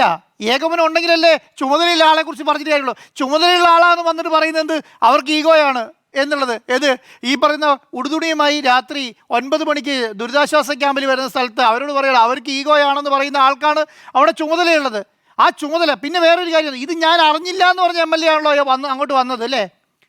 ദുരിതാശ്വാസ ഈ പറഞ്ഞിട്ടില്ല അവിടെ ഫുഡ് രാത്രി 9 മണിക്ക് തുടങ്ങിയ ഒരു ക്യാമ്പിൽ ഈ കാര്യങ്ങളൊക്കെ നടപ്പിലാവുന്നുണ്ടോ എന്നുള്ളതാണ്. ഞാൻ ഇന്നലെ ഒരു കാര്യം പറഞ്ഞു അരുൺ സാറേ, എന്താ പറയുക, 10,000 രൂപ കൊടുത്തൊരു കാര്യം. അവിടെ ക്യാമ്പിലേക്ക് 10,000 രൂപ കൊടുക്കുന്നുണ്ട്, അവിടേക്ക് എന്തെങ്കിലും തീരുമാനമെടുത്ത് നടപ്പിലാക്കാൻ വേണ്ടി 10,000 രൂപ കൊടുത്തിട്ടുണ്ട്. 10,000 രൂപയ്ക്ക് കാലം പോയിന്നേ. ഞാനതാണ് ഇന്നലെ പറഞ്ഞത്, 15 രൂപയ്ക്ക് ഒരു ചായ കിട്ടുന്ന കാലത്താണ് 10,000 രൂപ 150 പേരും 200 പേരും നിൽക്കുന്ന ക്യാമ്പിലേക്ക് കൊടുക്കുന്ന അവസ്ഥ. അപ്പം കിട്ടുന്നതാണ് ഈ 1 കിലോ പിന്നെന്താണ് റവയും 2 കിലോ ഉള്ളിയും തക്കാളിയൊക്കെ. ഇത് വെച്ച് നിങ്ങൾ വെച്ച് കഴിച്ചോളൂ എന്നുള്ളതാണ്. നിങ്ങൾ സ്വന്തം വീട്ടിലാണെങ്കിൽ നിങ്ങൾ ഇങ്ങനെയൊക്കെയാണോ ജീവിക്കുന്നതെന്ന് ചോദിക്കുകയാണ് ദുരിതാശ്വാസ ക്യാമ്പിൽ വന്നിട്ട്. അപ്പോൾ ഇതൊക്കെ ഇവരെങ്ങനെയാണ് ചോദിക്കാൻ കഴിയുക എന്നുള്ളതാണ്. അപ്പം ഒരു കാലത്തും ഇങ്ങനെയുള്ള അവസ്ഥകൾ ഈ കേരളത്തിൽ ഉണ്ടായിട്ടില്ല. കാരണം നമ്മൾ ഈ പ്രകൃതി ദുരന്തങ്ങളൊക്കെ കണ്ടതാണ്, നമ്മൾ ഇതിനൊക്കെ അതിജീവിച്ചതാണ്. നമ്മൾ ഈ ഇന്ന് 2018 കുറിച്ചുള്ള എന്തെങ്കിലും ഒരു വിഷമം നമുക്ക് ഇന്ന് ഓർത്തെടുക്കാൻ പറ്റുമോ? ഓർത്തെടുക്കാൻ പറ്റില്ലല്ലോ. എല്ലാ കാര്യങ്ങളെയും നമ്മൾ അതിജീവിച്ചു. നിങ്ങളൊരു കാര്യം മനസ്സിലാക്കേണ്ടത്, 26 പേര് മരിച്ചു കേട്ടോ ഈ ദുരന്തത്തിൽ. ചെറിയ നമ്പറല്ല, 26 പേര് മരിച്ചു. ഇനിയും 2 പേരെ കാണാനുണ്ട്. 2 ആണോ 3 ആണോ എനിക്കറിയില്ല, 2 3 പേരെ കാണാനുണ്ട്. ഇനി 26 പേര് ഓൾറെഡി മരിച്ചു. ചെറിയ അവിടെ ഇവിടെയാണ് എന്ന് വിചാരിച്ചിട്ട് കാര്യമുണ്ടോ? ഈ പറയുന്ന 4 ദിവസത്തെ കാര്യമാണ് പറയുന്നത്. 4 ദിവസത്തെ കേരളത്തെ പോലും കൊച്ചു സംസ്ഥാനത്ത് 26 പേര് മരിച്ചു. അപ്പം ഇതിനെ എങ്ങനെയാണ് കാണുന്നത്? രണ്ടാമത്തെ കാര്യം, വീടിൽ വെള്ളം കയറിയ കാര്യത്തെക്കുറിച്ച് മാത്രമാണ് ഈ പറയുന്നത്. വീടിൽ വെള്ളം കയറി മാത്രമല്ല, നിങ്ങൾ ആ ഏരിയയിലുള്ള കൃഷികൾ മുഴുവൻ നശിച്ചു പോയിട്ടുണ്ട്. കൃഷി മുഴുവൻ നശിച്ചുപോയി. കച്ചവടക്കാരുടെ കച്ചവട സംവിധാനങ്ങൾ മുഴുവൻ നശിച്ചുപോയി. ഇപ്പം ഇന്ന് പത്രസമ്മേളനത്തിൽ ഞാൻ കേട്ട ഒരു കാര്യം എന്ന് പറയുന്നത് ലോൺ കൊടുക്കുന്നതിനെ കുറിച്ചിട്ടാണ് പറയുന്നത്. ഇവരൊക്കെ എന്തിനാ ലോൺ എടുക്കണ്ടേ? കാരണം ഇവരാരെങ്കിലും ചെയ്ത കുറ്റത്തിനാണോ ഈ പറയുന്ന പിന്നെ വെള്ളം കയറി നശിച്ചു പോയത്? സിസ്റ്റം ശരിയല്ലാത്തതുകൊണ്ടും സിസ്റ്റം നല്ല രീതിയിലാവാത്തത് കൊണ്ടാണല്ലോ ഈ നാശനഷ്ടം മുഴുവൻ ഉണ്ടാക്കേണ്ടത്. അപ്പോൾ അതിനൊക്കെ എന്ത് പ്രതിവിധിയാണ് മുന്നോട്ട് വെക്കുന്നത് എന്നുള്ളതാണ്. ഈ പ്രതിവിധിയൊന്നും പറയുന്നുമില്ല, ഇത് ചെയ്യണം എന്ന് പറയുന്നില്ല. നഷ്ടപരിഹാരം എന്നുള്ളതല്ല, ഉപജീവനമാർഗം ഇപ്പോൾ അവര് ഉപജീവനമാർഗം ഇതൊക്കെ പറയുന്നതിന് ഒരു ശൈലി സമയമുണ്ട് മാധു. നമ്മൾ ഈ കഷ്ടപ്പാട്ടിൽ ഒരു മനുഷ്യൻ അവൻ്റെ വിഷമതയിൽ നിൽക്കുന്ന സമയത്ത് അവരെ ട്രീറ്റ് ചെയ്യേണ്ടത് അങ്ങനെയാണ്. ഒരു വിഷമതയിൽ നിൽക്കുന്ന സമയത്ത് അവരെ ട്രീറ്റ് ചെയ്യേണ്ടത് അങ്ങനെയാണ്. നിങ്ങൾ അവർക്ക് ഇപ്പം എല്ലാം കൊടുക്കുമെന്ന് എന്താണ് നിങ്ങൾ ചെയ്തു കൊടുക്കാൻ പറ്റാതെ? നിങ്ങളൊരു ഫേസ്ബുക്ക് പോസ്റ്റ് ഇട്ടാൽ മതി. അതാ ഞങ്ങൾക്ക് ഇവിടെ 418 ക്യാമ്പുണ്ട്. കേരളത്തിലെ മലയാളികൾ 418 ക്യാമ്പിലേക്ക് വേണ്ട സാധനങ്ങൾ എത്തിക്കാൻ നിങ്ങൾ ഒരു ഫേസ്ബുക്ക് പോസ്റ്റ് സെക്കൻഡ് കൊണ്ട് കേരളത്തിലെ മലയാളികൾ കൊടുത്തിട്ടുണ്ടാവും. നിങ്ങളത് കണ്ടാൽ മതി. ഇതെല്ലാം ഞങ്ങൾ ചെയ്തു, ഞങ്ങളുടെ കയ്യിൽ ഇതിന് മുഴുവൻ സംവിധാനമുണ്ട്, ഞങ്ങളെല്ലാം ഏകോപിച്ചിരിക്കുന്നു എന്ന് വിടുവായുത്തരം പറഞ്ഞിട്ട് ഈ വിടുവായുത്തരം വിശ്വസിച്ചിട്ട് കേരളത്തിലെ മലയാളി നിന്നുപോയി. അത്രേ സംഭവിച്ചിട്ടുള്ളൂ. നിങ്ങൾ പണ്ട് ശ്രദ്ധിച്ച്, ഞാൻ കഴിഞ്ഞ 2 ദിവസം മുന്നേ ഒരു അമ്മ പറഞ്ഞത് കേട്ടല്ലോ, നമ്മൾ കഴിഞ്ഞ ഓണമായിരുന്നു ഇവിടെ, ദുരിതാശ്വാസ ക്യാമ്പിൽ ഓണമായിരുന്നു. കാരണം എന്താണ്? ഇഷ്ടംപോലെ സാധനങ്ങളായിരുന്നു, ഇഷ്ടംപോലെ ഡ്രസ്സായിരുന്നു, ഇഷ്ടംപോലെ സംവിധാനങ്ങളായിരുന്നു. ഇതൊക്കെ ഏകോപിപ്പിക്കാൻ ആൾക്കാരുണ്ടായിരുന്നു. കുട്ടികളോട് കൊണ്ടുത്തരാൻ മാത്രം പറഞ്ഞാൽ മതി, ഞങ്ങളോട് വേണോ എന്ന് ചോദിക്കാൻ ആൾക്കാരുണ്ടായിരുന്നു എന്നൊക്കെ പറയും. ഇവരൊക്കെ എവിടെ പോയി? ഇവരൊന്ന് കേരളത്തിൽ നഷ്ടപ്പെട്ടു പോയോ? ഈ സംവിധാനത്തേക്ക് ഏകോപിപ്പിക്കുക. കാരണം എന്താ പറയുക, അവിടേക്ക് എത്താൻ കഴിയുന്നില്ല അവർക്ക്. എത്തുമ്പോൾ ആരോ തടയുകയാണ്. നിങ്ങൾ ഈ പറയുന്ന സംവിധാനത്തിൻ്റെ ഭാഗമാവേണ്ട, ഇതൊക്കെ സർക്കാർ നോക്കിക്കണ്ടും ചെയ്തോളും എന്നുള്ള നിലയിലേക്ക് ഒരു തടച്ചിൽ വന്നുകൊണ്ട് എല്ലാവരും എന്നാൽ ശരി നിങ്ങൾ ചെയ്തോ എന്നുള്ള നിലയിലേക്ക് മാറി നിൽക്കുന്ന രൂപത്തിൽ വന്നു. അതുകൊണ്ടാണ് ഇവിടെ ഒന്നും ആളെ കാണാത്തത്. എത്രയോ ആൾക്കാരാണ് ഇതിനുവേണ്ടി ചെയ്ത് നിൽക്കാൻ നിൽക്കുന്നത്, എത്രയോ ആൾക്കാർ വേണ്ടി സന്നദ്ധരായി നിൽക്കുന്നു. ഞാൻ ഇന്നലെ ഒരു പത്തനംതിട്ടയിലുള്ള ഒരു ക്യാമ്പിനെ കുറിച്ച് കേട്ടു. കഴിഞ്ഞ വർഷം ഈ കഴിഞ്ഞ 2018 ദുരിതാശ്വാസ 1,45,000 കിലോ അരിയാണ് ഒരു റൈസ് മില്ലുകാരൻ കൊടുത്തത് അവിടേക്ക്. അതെല്ലാം ചാക്കുകളിൽ വന്ന അരി എല്ലാം 15 കിലോയും 20 കിലോയുള്ള കിറ്റുകളാക്കി എല്ലാ വീടുകളിലും എല്ലാ സംവിധാനങ്ങളും എത്തിച്ചു. ആ സ്ഥലങ്ങളിലൊക്കെ എത്തിച്ചു കഴിഞ്ഞപ്പോൾ അവർക്ക് ബുദ്ധിമുട്ടുണ്ടായില്ല. അവർക്ക് വേണ്ട പച്ചക്കറി എത്തിച്ചു, അവർക്ക് വേണ്ട എണ്ണ എത്തിച്ചു, അവർക്ക് വേണ്ട എല്ലാ സംവിധാനങ്ങളും, സോപ്പ്, ചീപ്പ്, കണ്ണാടി മുതലുള്ള സാധനങ്ങൾ മുഴുവൻ എത്തിച്ചു. ഇത് എത്തിച്ചു കഴിഞ്ഞപ്പോൾ അവർക്കൊരു ആത്മവിശ്വാസം വന്നു. ഞാൻ തിരിച്ചുപോയി പട്ടിണി കിടക്കണ്ട, തിരിച്ചുപോയി എൻ്റെ സംവിധാനത്തിന് തുടക്കത്തിന് വേണ്ട എല്ലാ സാധനങ്ങളും ഉണ്ട്.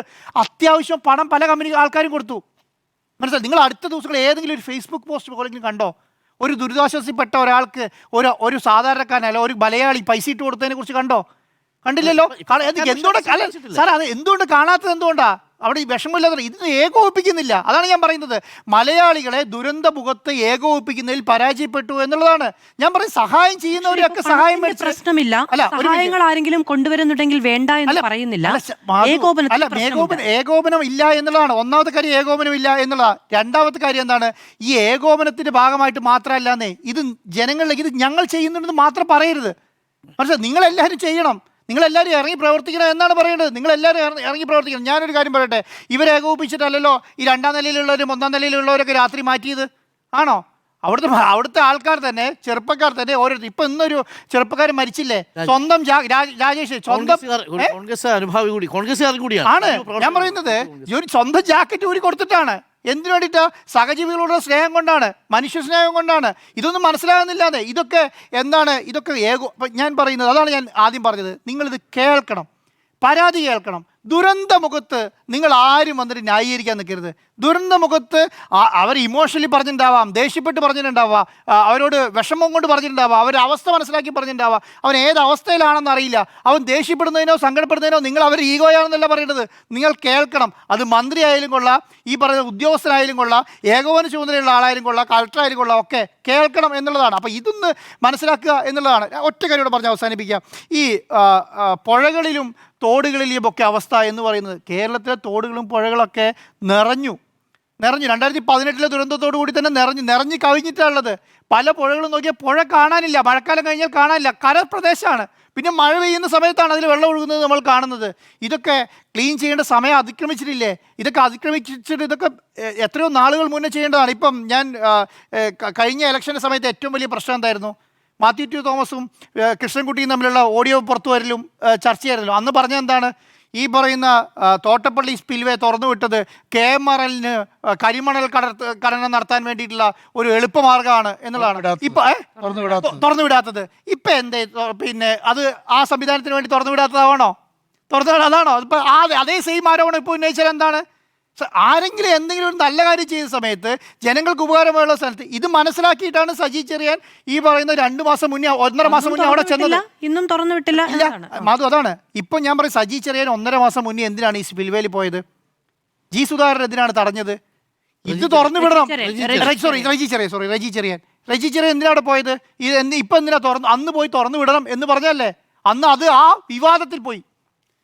എന്താണോ അതിൻ്റെ നല്ല കോഴ്സ്, ആ സംവിധാനം ആ വിവാദത്തിൽ നഷ്ടപ്പെട്ടു.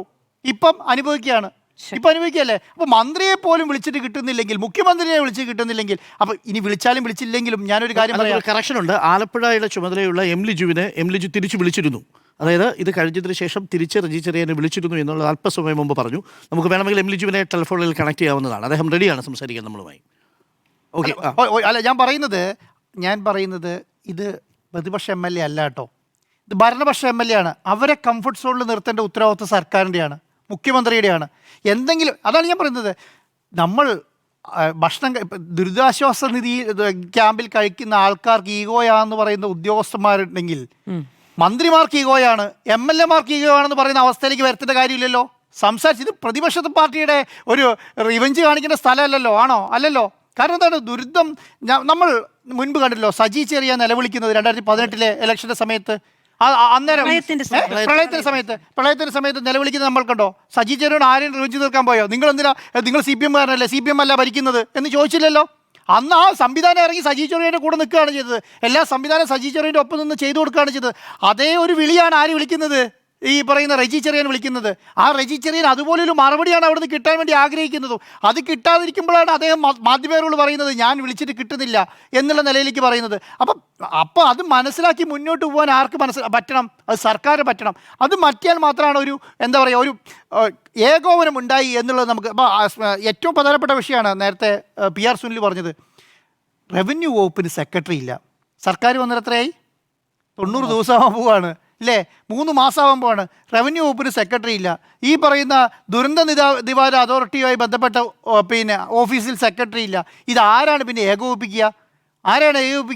അപ്പോൾ ഇതിന് മുന്നൊരുക്കങ്ങൾ മുഴുവൻ നടത്തേണ്ടത് ആരാ? ഈ ദുരന്ത നിവാരണവുമായി ബന്ധപ്പെട്ട സെക്രട്ടറി അല്ലേ?